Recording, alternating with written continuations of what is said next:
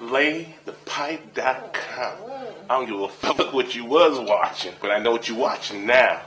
Thank you for tuning in to Sofa Juice. I'm your host, once again, Dion the Giant, and we back at it with another one, y'all. And on this episode, we'll be going back into the vault to talk about another one of our legends that often is not mentioned in the same breath as others, but nonetheless, he did a lot for the industry, a lot of work. None other than Byron Long. I'm sure that name rings bells. If you know, you know. So let's just dive right into it, shall we? Originally, Byron Long was working as a lab tech, and he was involved in the science/medical field. But eventually, he was out of work. And as a result, he decided to do some modeling. And this is when he met his photographer. Now, this was a very pivotal moment because eventually he found out that his photographer was trying to break into the porn industry as a director. So Byron did some work with him on producing content. Now, whether it's the director that worked with Byron on his earliest work or it's a director that worked with him later on, I'm not sure. I would assume it's his earliest work. But I do know that Byron allegedly, started out under the name Byron Monroe.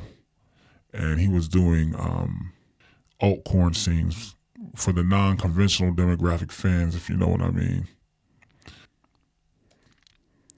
Over time, unfortunately, the director that he did start out with couldn't transition to the industry the same way that Byron Long did. I don't know if it was a lack of skills or it was just politics behind the scenes or what, but he just couldn't get in the door. But Byron eventually segued his way into, the name Byron Long and into the type of films that he became popular for, that we know him for, today. And he once said in an interview that before he had the name Byron Long, he had some other names that he shot out there, but, everyone around him told him no. They just decided on Byron Long. So he decided to use that name. He returned to the industry after his little hiatus, doing his first scene under the name Byron Long, and he shot with Fat Dog Productions. And this was a power move right here, because this is where on the set he met Tony Eveready, he actually became a longtime friend of his. And the scene was also done with Trisha Yen, and the movie is called Toucan Chew. Although the movie was officially released in 1995, to my knowledge, it was shot far prior to. In addition to Tony Eveready, Byron Long, he developed a friendship with a few other people, in the industry and out of the industry. Like, for example, the singer Aaron Hall from the legendary group R&B group Guy is actually close ties with Byron Long at this point, as a result of him popularizing throughout the industry and meeting people. Also, in an interview, Byron Long once said that he treats his scenes like a sport, so that makes him work extra hard to outdo his counterparts. In fact, in the mid-90s, it said that he would outperform and outwork and even outact some of his counterparts on story-based scenes. And this eventually led to him not getting credit on some of the movies that he did because the directors and other talents were jealous and envious of, his ability to perform or outperform them on the scene. So, they took it out different ways by not crediting his name and, acting like he's just the invisible man that just laid a pipe down and just disappear, But over time, this actually led to Byron Long to kind of stray away from doing IR content, despite how much he popularized it, in the 90s and the early 2000s. Although he was never really, one of the biggest headliners, he did put in a lot of work. And he did mention that he did 3 high-quality scenes a day in his prime, which he attributed to his strict eating regimen and fitness regimen in a nutshell. And eventually, Long, he went on to establish his name pretty quick. And soon after, he developed a collective along with Tony Eveready, Devlin Weed as well. And, since they weren't like not really the headliners in a lot of the scenes, such as the Shawn Michaels or one of the bigger names, he had a tendency to work within this, this sector of workers. Those three, they did a lot of scenes for Fat Dog and a lot of companies that are similar too, with a lot of, new talents that came in the game that weren't too popular, like the Miss Jellos and, some of the others, but nonetheless, they did their work, and Byron Long, he left an imprint on the game. Byron Long also did a lot of work with Jake Steed in the 90s, in the late 90s, in the early 2000s. And he did play a pivotal role in help Jake Steed Productions getting off the ground due to his work with a plethora of talents and Freaks, Hoes, and Flows and in the Monster series. So, yeah. So they definitely had something going on with that. And in terms of producing content, he also left his mark. There's a series on Dark Side Entertainment called In the Thick, and that whole series, like the idea, the contribution to it, was on behalf of Byron Long. So he was the mastermind behind it, although he didn't direct the scenes. It was him selecting the talent and putting it all together. In terms of the scenes that he did direct and produce all in one, there was a series called Tenderonies that came out on Dark Side as well. And I think there was about 6 episodes of that. And he was, all hands on deck, like totally in charge of that right there. So, and that's really dope, really dope. We had a lot of newbies in there. So that's pretty cool. And from an editing standpoint, Byron Long wasn't a fan of loop scenes. In other words, he had issues with scenes that would repeat, the footage that already played throughout the scene, which often was done to make the scenes look longer. And this was a common tactic that was used for a long time from the 70s to the mid 90s. Like for example, if you've ever watched an old flick and like 15 minutes into the scene, all of a sudden you see a small loop of something that already transpired, and then they go to it for about a minute or so, and then they transition into the rest of the scene. So they have these little loops like integrated throughout the scene to make it look longer, and it can get pretty annoying. And if you watched a lot of scenes from the early 90s and the 80s, then you know exactly what I'm talking about. But yeah, he wasn't a fan of that at all. He just liked the content to be shot straight through, and that's it. No loops integrated or anything. As the late 90s started to approach, we started to see more and more and more corn stars traveling overseas to work with international talents. And Byron Long mentioned that he really wasn't a fan of that. He just didn't like the idea of traveling overseas to work with foreign talents. That just wasn't his thing.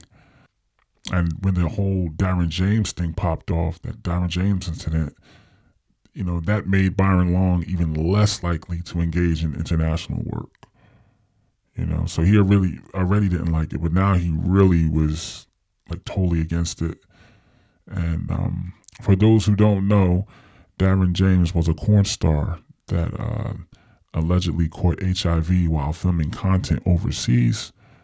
Now, there were numerous stories that came out, rumors, and there was even speculation for a long time that Darren James may have been doing things with people off camera as well, leading to him contracting the disease. But I'm not here to spread the wrong information, so I'll just stop right there. I don't do the rumor mill stuff, so just put that conversation on pause. But nonetheless, Darren James, he did contract something, and he came back, and the whole industry was on pause for a minute. It was frozen at that time. Quarantines were dished out left and right. Yeah, so Byron, in his own way, his own right, he was a trailblazer.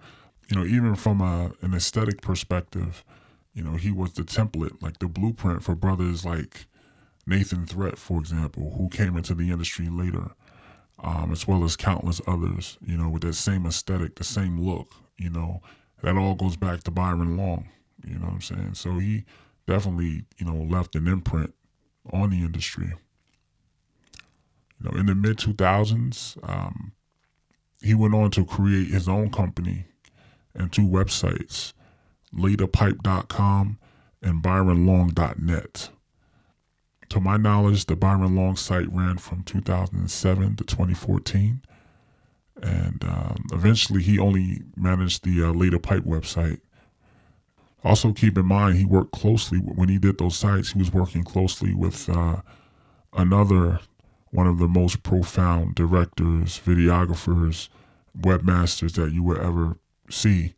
And that's a legend by the name of Ron Ellis, who's no longer with us, but rest in peace.